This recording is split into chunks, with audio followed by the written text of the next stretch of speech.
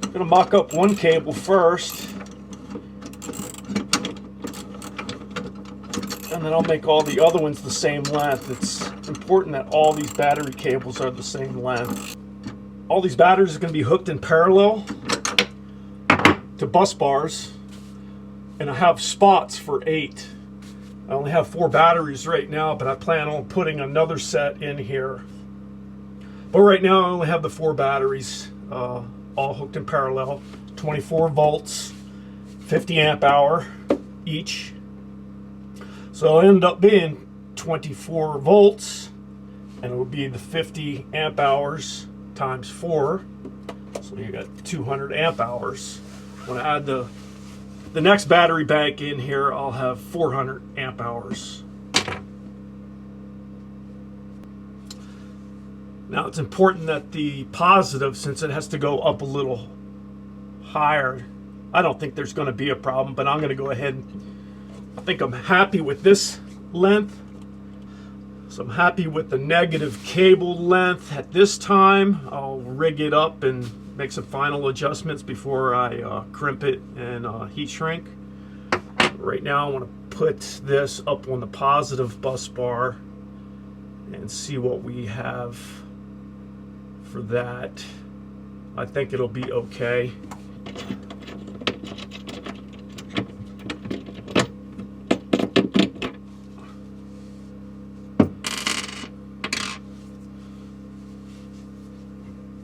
So another thing I do is the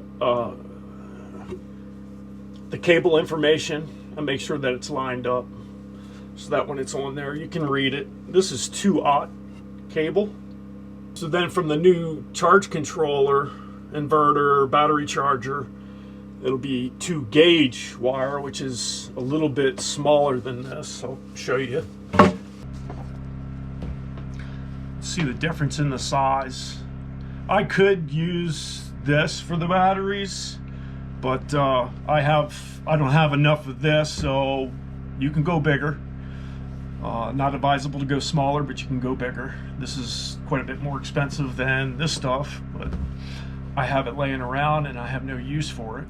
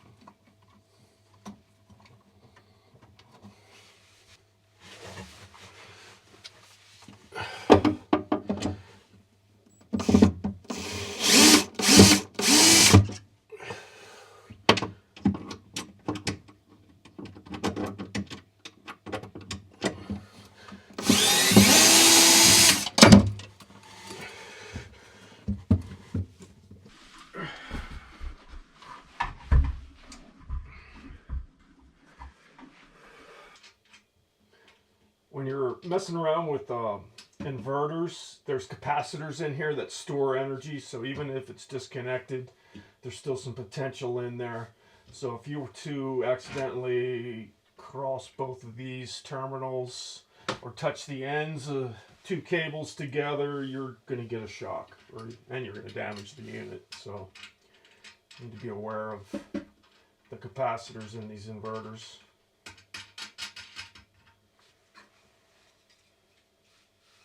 Don't do it. So I'm putting the covers back on to prevent something touching those. It'll take a couple of hours maybe for the energy that's stored in those capacitors to bleed away.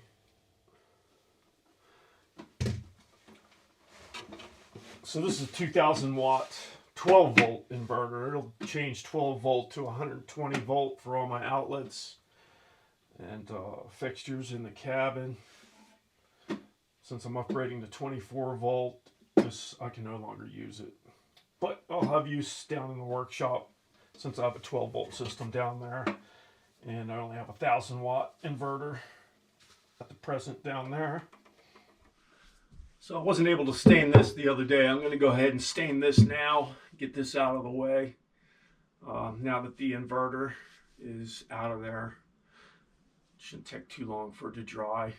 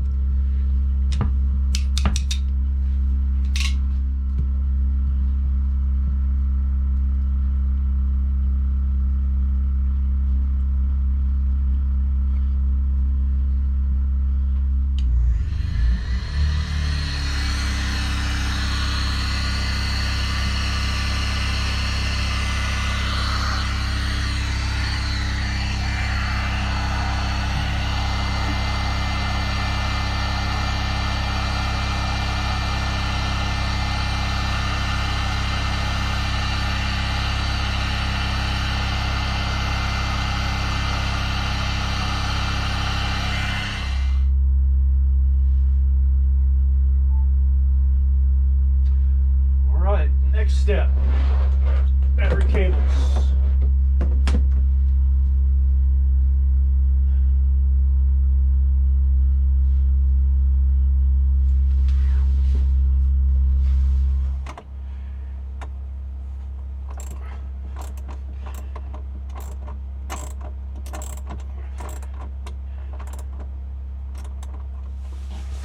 Let's put the first cover on.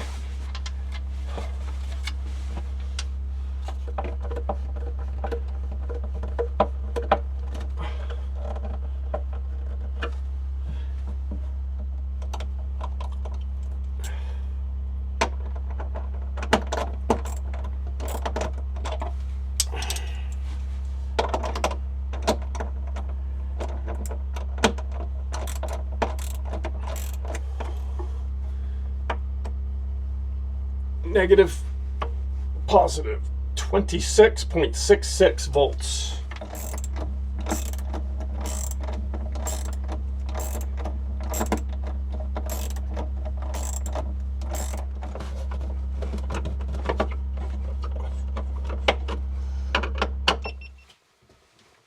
All right, next step is to take this off of there.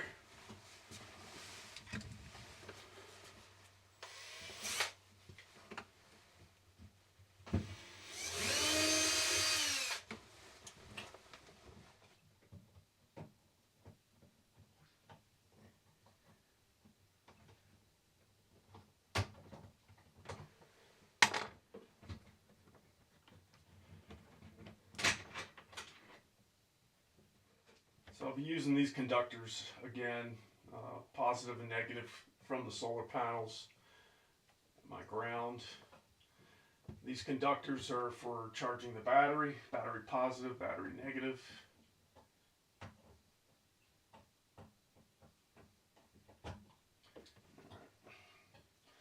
And my battery temperature sensor.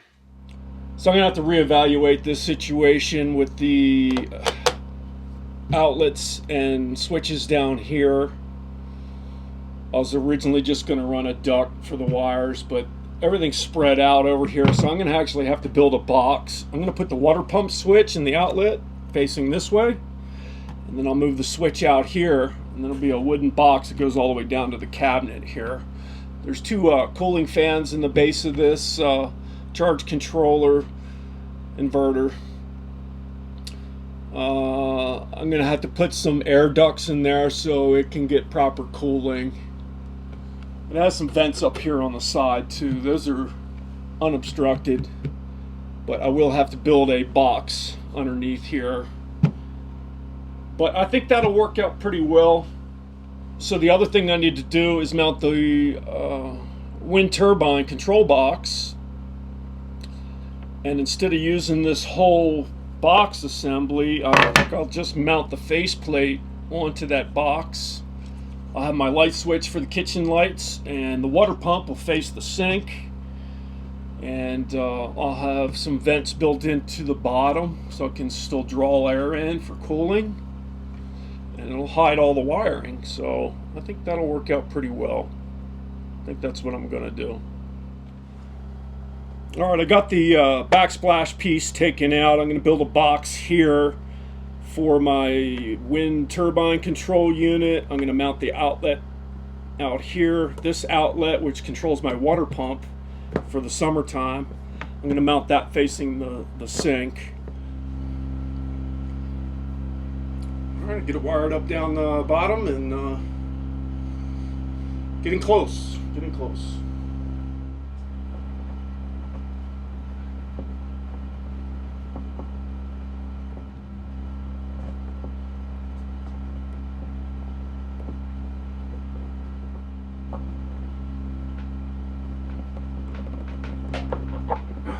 Clean that up later.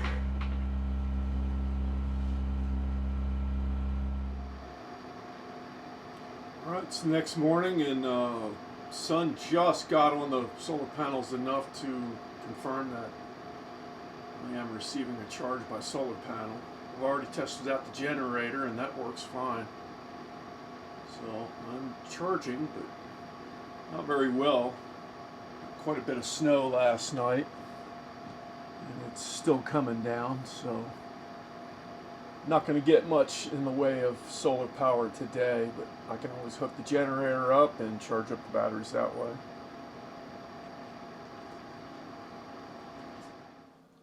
So everything seems to be working fine. I just got to go through and tweak some settings, but I like to do that on a day with adequate sun, which won't be until probably Saturday. And today I'll get my box built.